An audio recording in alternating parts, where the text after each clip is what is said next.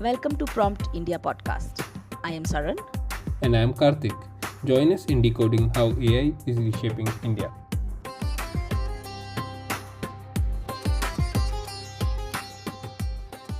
Welcome to Prompt India. This is our final episode of the AI in Education series. We had kicked off the series with an episode with Tulika discussing how learning is being redefined in the age of AI. We then spoke to Kushwinder on how the sciences are adapting to this technology.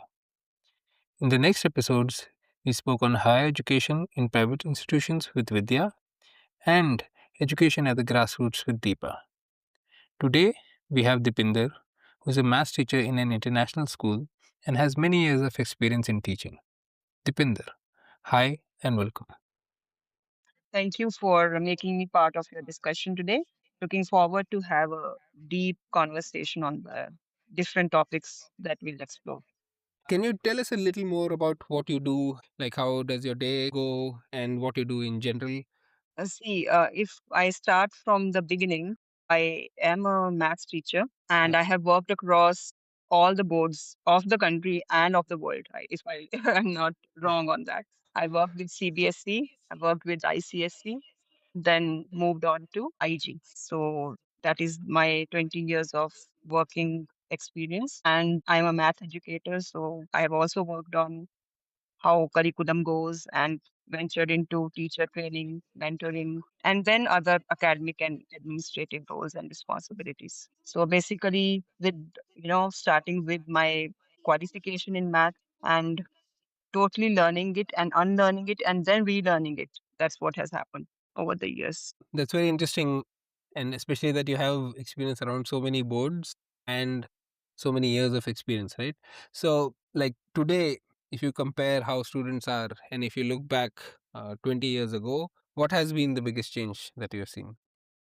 Well, if I talk about my classrooms, then the changes that I'm seeing in the last 20 years, there is a complete mindset shift.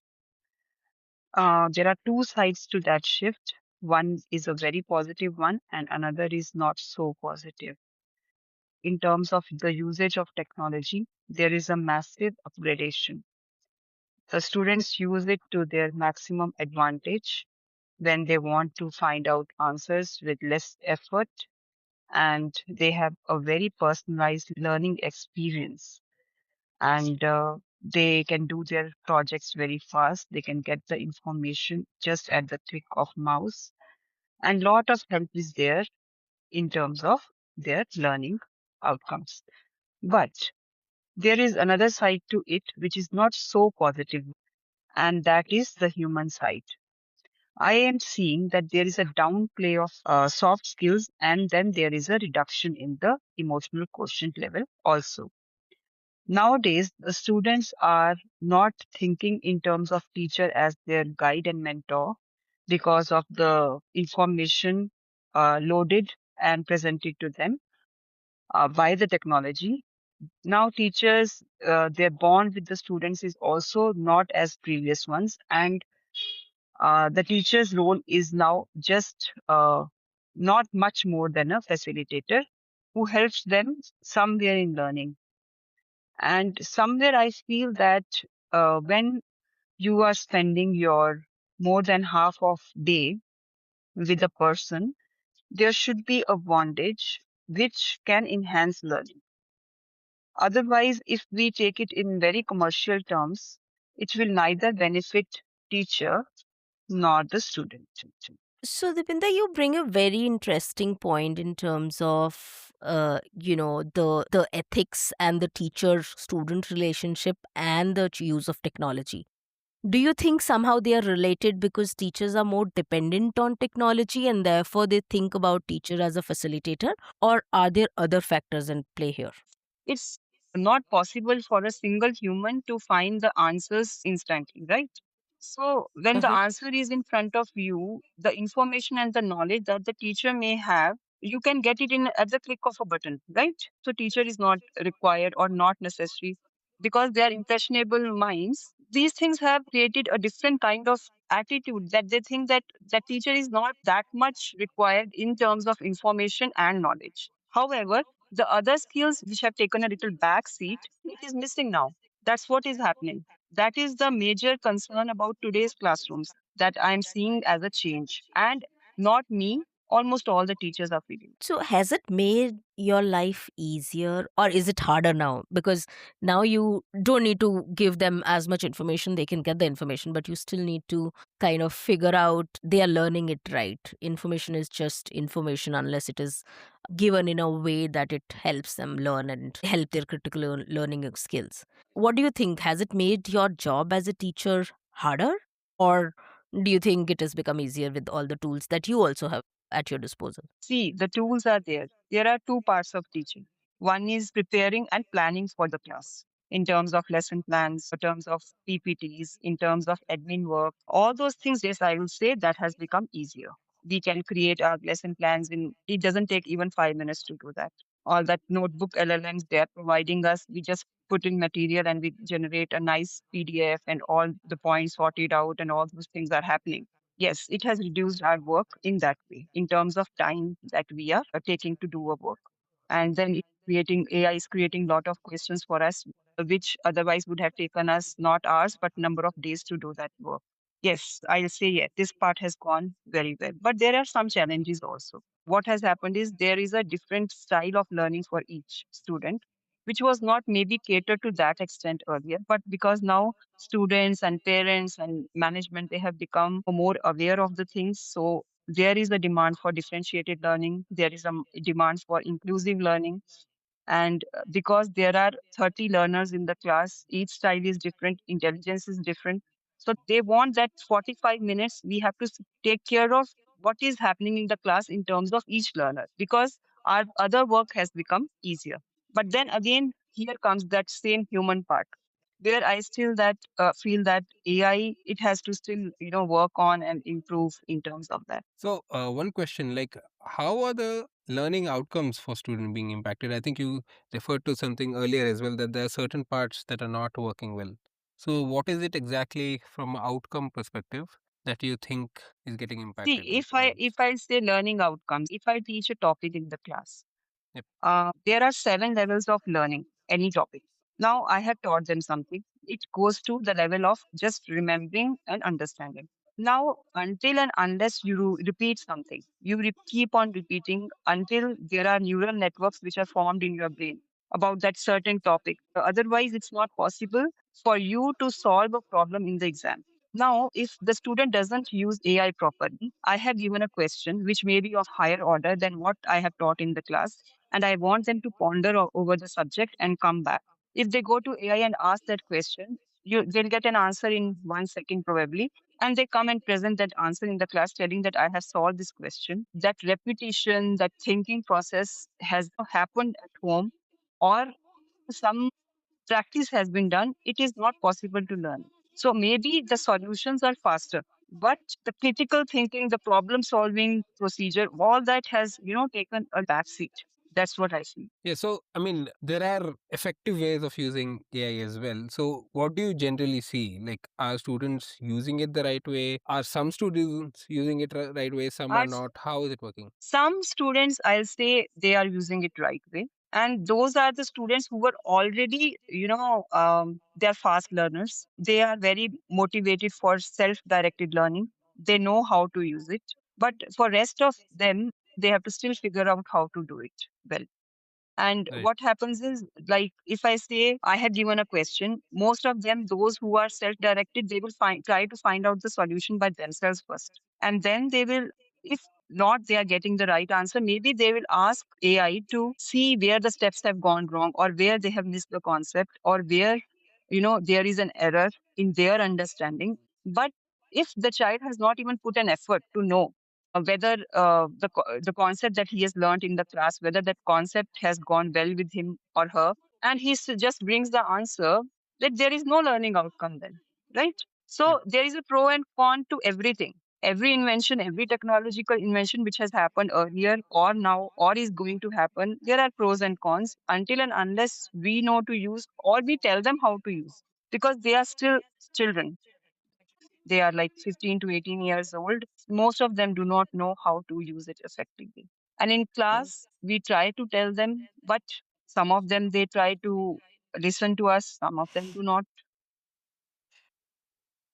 Yeah. So, Deepinder, a follow-up question: how easy it for you and for that matter, any teacher to figure out the work that they have done? Is it directly flicked from AI, or have they I put in some effort to actually do it? No, we cannot make out You cannot. because we cannot make out. What happens is I was reading an article. It was very interesting article on the question that you've asked. Uh-huh. A teacher has shared this. When you go for undergrads or postgrad courses to different universities in the world, there is something called an essay. You have to choose some topic, research on it, and you have to present an essay. So what is happening nowadays that all that part has been taken care by AI.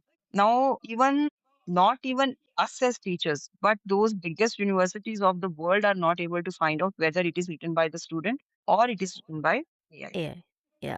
And Yeah. now what is it is creating is a child who is working hard on his or her essay we will also get a response from the university. The one who has used AI also will get a response. So that part where AI can give a solution instantly, that part of education is, I'll say, I'm not don't want to use that word, but it is dead almost. And because of that, now some of the universities like Princeton and all, they are bringing back the proctored exams, which they had abolished long back.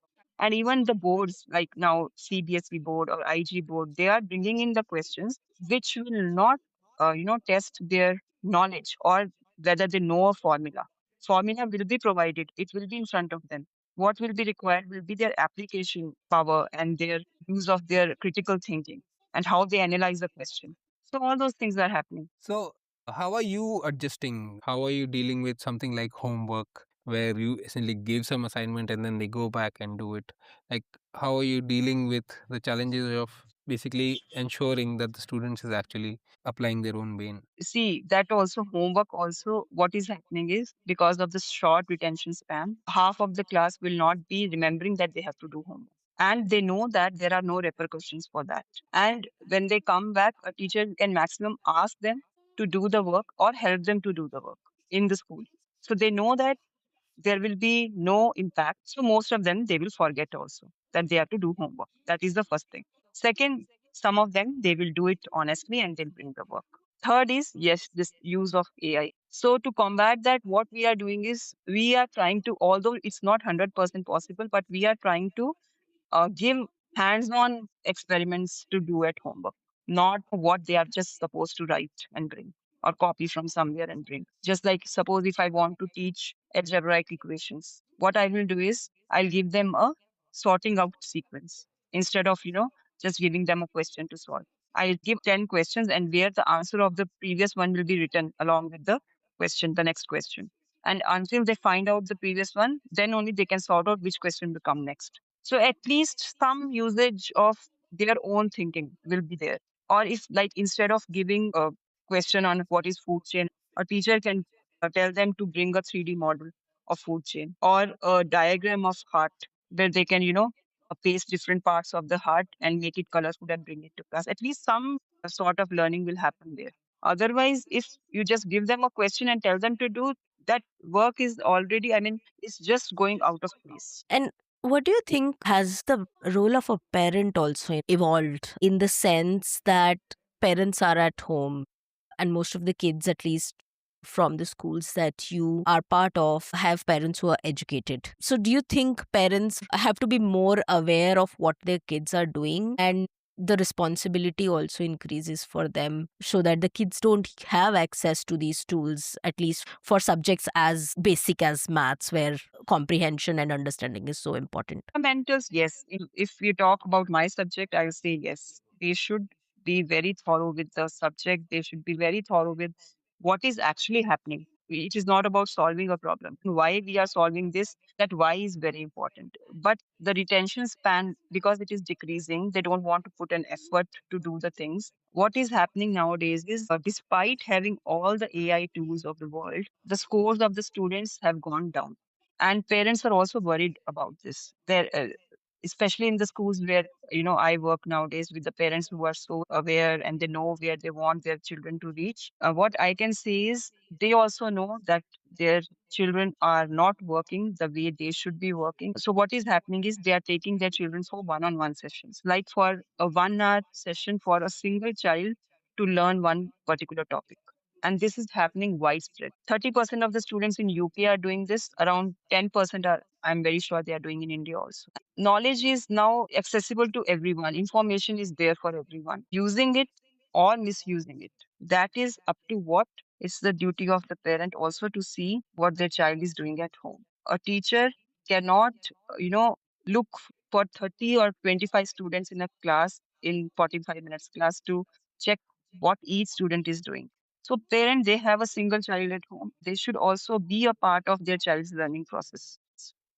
So parents are the one who's provided access to the kids on for all of these tools, right? If they have access to a notebook LLM or if they have access to chat GPT, it's the parents who've provided that access. So do you think at some point parents and teachers need to have joint discussions on what's the best usage and how much access the kids should have? We as teachers and we as parents, we should be joining hands. If we work on that, we come together, we are ready to listen to each other, then I'm sure the work is going to really be effective in controlling them, I mean, controlling the students and their use of AI. I am not telling that it is not correct to use AI. You should know how to use it. It's perfectly good if you know how to use it to find your errors, how to find your gaps in understanding, how to use it for further learning, what kind of questions, what kind of prompts you're going to ask. Actually, students have all learned it by themselves. No one has taught them. There is no AI literacy in schools yet, or maybe at homes also. They have just learned by themselves, and how they are using it, we have not taught them. Responsible use of AI, where you should ask question like this and not ask for a ready answer. Yeah, very interesting insights. Now, maths is a subject where understanding the concepts is really important. When it comes to knowledge, you need to essentially remember a few formulas, but most of it is application. And if you want to learn to do things quickly, it's a lot of practice. So, in a subject like maths, what is the role of AI? I would say, like, at best, if students are just given the formulas and still made to apply, like you said earlier in the podcast, that should be enough. Like, I would say this is one subject where probably the use of AI would be minimal, and you could actually say, okay, don't use AI. We are giving you all the formulas that need to be applied. Just do the application, right? So, what do you think about this?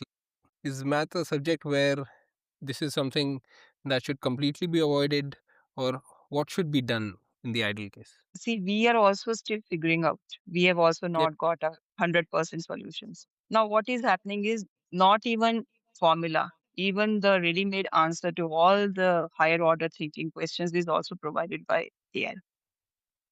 Earlier, when I started 2 years back, if I had a doubt on something, I used to ask a question. It was not able to give me a proper answer. But if I say now, yes, I get all the answers very accurate and very fast. So there is no such thing that it will not give a solution for a critical question which pertains to critical thinking or higher order. So now here what happens is boards and educational institutions are also aware of this. So nowadays exams are getting tougher. So what they are doing is they are making the question papers which are intertopic, like the topics are interrelated, and then there are questions which are having two, three concepts taken together, and there is a age appropriate competency which has to be built. So the teacher's job has actually become more difficult here because they will give a formula sheet. The students will keep it in front of them. They may have an open book test also, but Yep. they will not be able to figure out anything if they have not put an effort on that part. And fundamentals, and not only fundamentals, knowing a formula or knowing how to do it is not sufficient now. How to link it to the other topic also is required. And for that, until and unless they have practiced, they have taken time to, develop that all that thinking in their mind, they will not be able to perform well. And that's why there is a study, a neuroscientist has done a study on this. It's called as Flynn effect. And it was done by Dr. Jared Koni. What he says is that the generations are more intelligent than their previous generations. From past 200 years, that was a study. And it has been found that Gen Z is the first generation which has gone less in their intellectual level than their parents because of that this lack of practice and lack of habit of putting effort. That's interesting, actually. Um, yeah, I've heard about this as well. It will be interesting to actually go deeper into that study and understand because, like we were discussing, there are good ways to use the technology as well. So it's possible that certain students are actually doing much better while using the technology correctly, whereas on the average or the distribution is such that overall it's actually gone down, right? Yes. If I say a, a student who's been taught to use it properly, as a teacher, it is my responsibility to help on that, and even the parents' responsibility is also there. If I have taught a child how to use it perfectly well, it can create miracles, I'll say.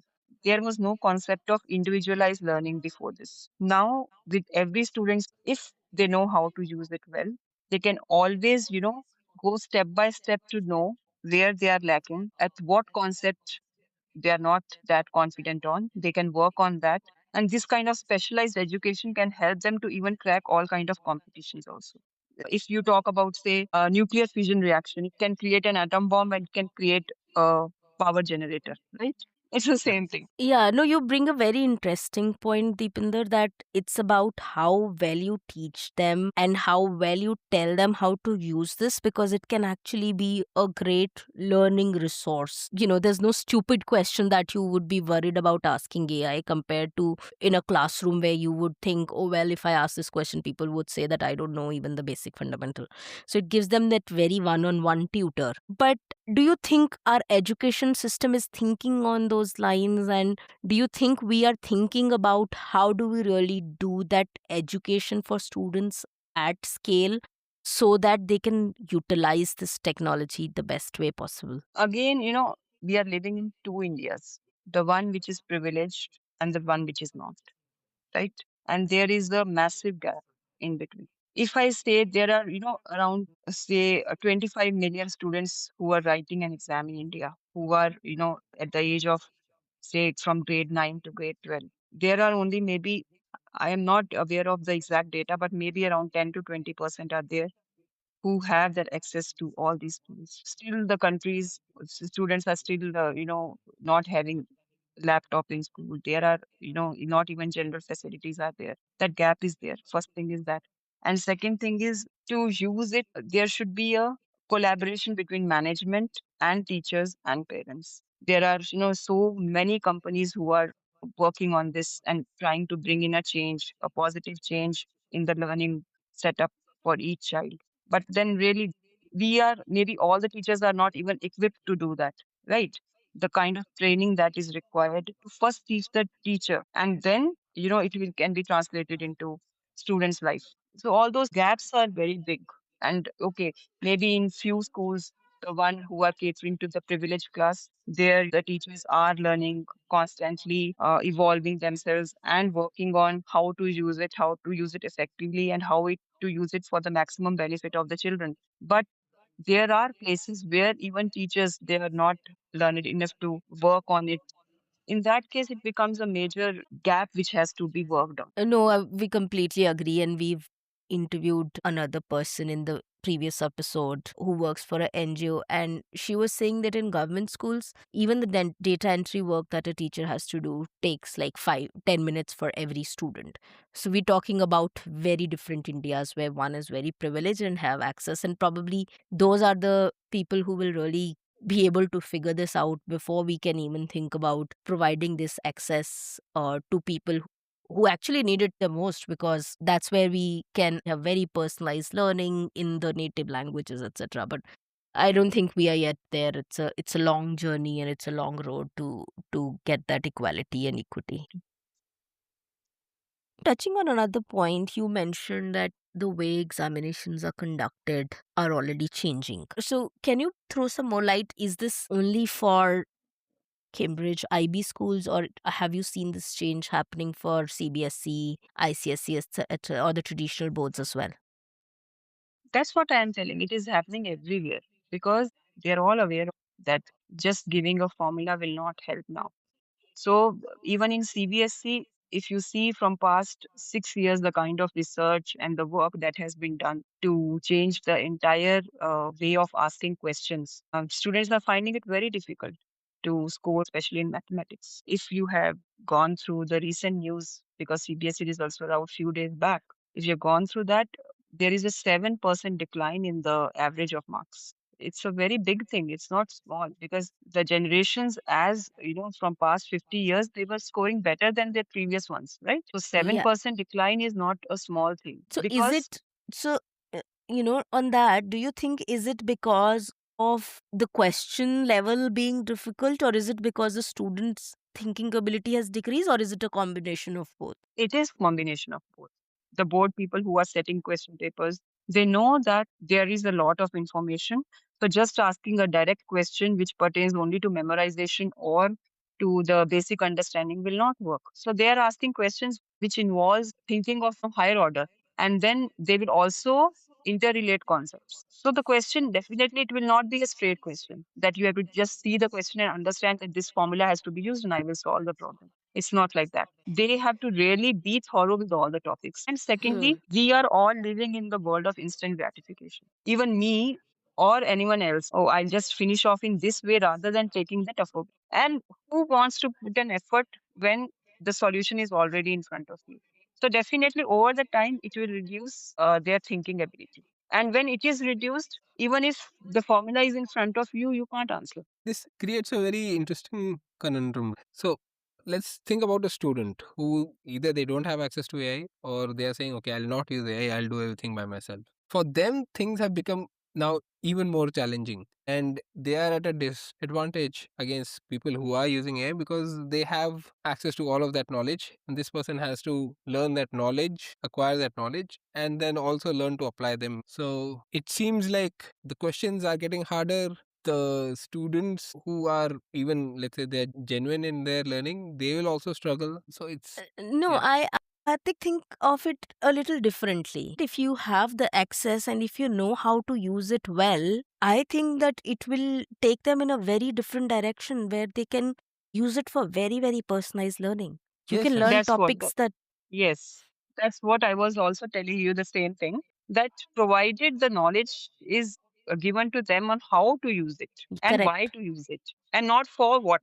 No, it should not be what I want to ask. Why I want to use it is they should be clear with why I want to use No, but that's my point, right? So in India, especially, there'll be a large section of people who will not have access. So they are at a complete disadvantage, even if they were going to do the right thing if they had access. Yeah, access is a different issue altogether, I would say, because that's two different Indias, like Dipinder said, Yeah. where they don't have access or they are using free models that probably have limits, uh, versus some people or even institutes who are providing these paid models that have unlimited tokens, etc., and then they have learning modes and they can actually use it very, very well to understand and clear their fundamentals also. So I think my thinking is that we need to figure out how do we make usage of correct usage of AI as part of probably the curriculum itself, or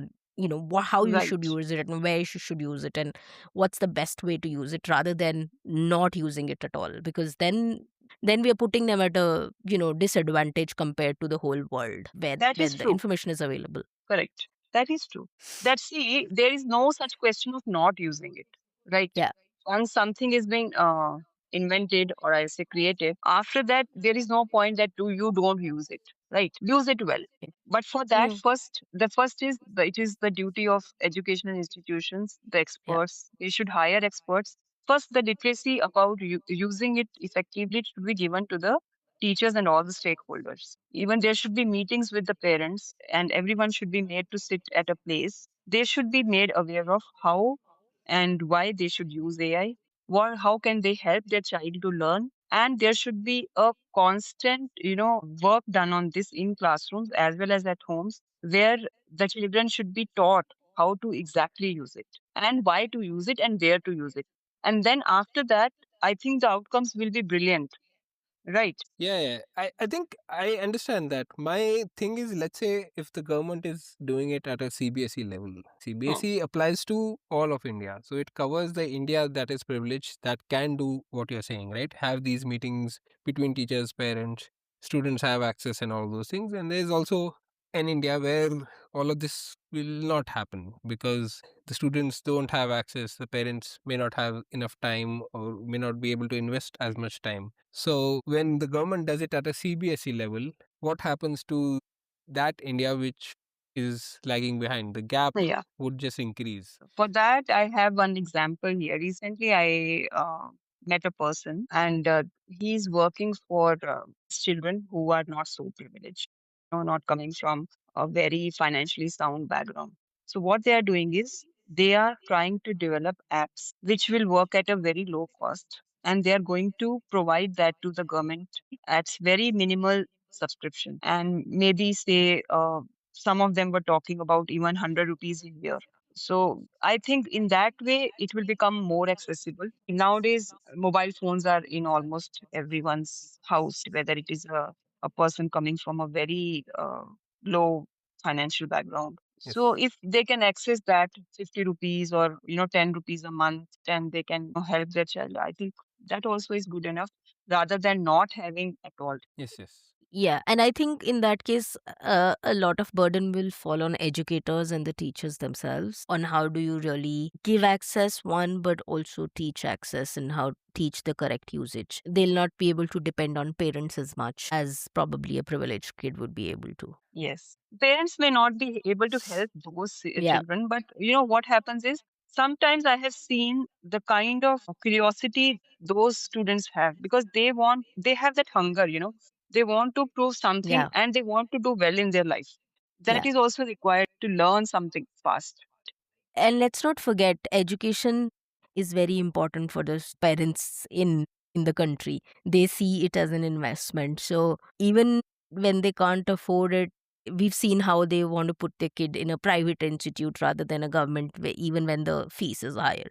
So I think it's about really making sure they have the access and the right information how to use it rather than figuring out or whether we make it available or not. We can't run away from this technology. that's We that's my view cannot. at least. Yeah, Yes, we yeah. cannot. Yeah, and I think I like the concept of the app, right? Because Yeah, if it can provide that personalized experience to people who otherwise in schools may not get enough attention, the teachers may not have enough knowledge, or in schools in the rural areas, there's like students of multiple grades are taught together and all those things, right? So there are large gaps there. Those gaps can actually be covered using this technology, right? But there are both positives and negatives here. yeah, yeah. And think about the language problem. I'll give you an example. One of my house helps, she's from Bengal and she's here and she has a daughter who's probably 10 years old, and she put her in a government school here, and the education medium was Kannada. Now that kid doesn't understand Kannada. She speaks Bengali at home, parents speaks Bengali, they don't know Kannada at all. And the kid had to drop off because how do I overcome this language barrier? And that lady is very interested in making sure that her kid learns and is educated. So she's sending her to a private tutor who can teach her in her language. So I think parents still want to educate their kids, and this could probably be if used correctly, if this could actually be a enabler for learning. I'll say that in that case, China has given a very good model. They teach their children in their own language. Hmm. We are still to work on that. We are still a country who feels that English is more than a language of communication. So I feel that, we have to still learn from those countries like Germany, China, and all those where they feel proud in teaching their kids in that language, and books are provided and everything else is also provided in that native language to learn. For our country, I feel that somehow we are having a little bit lack of resources in those terms. We are still not giving that much of a capital to education development.